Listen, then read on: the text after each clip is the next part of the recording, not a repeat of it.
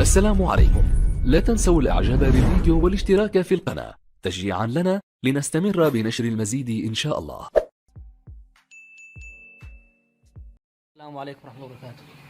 دي مروحة شحن، دي الفيشة بتاعتها كده على الدي سي.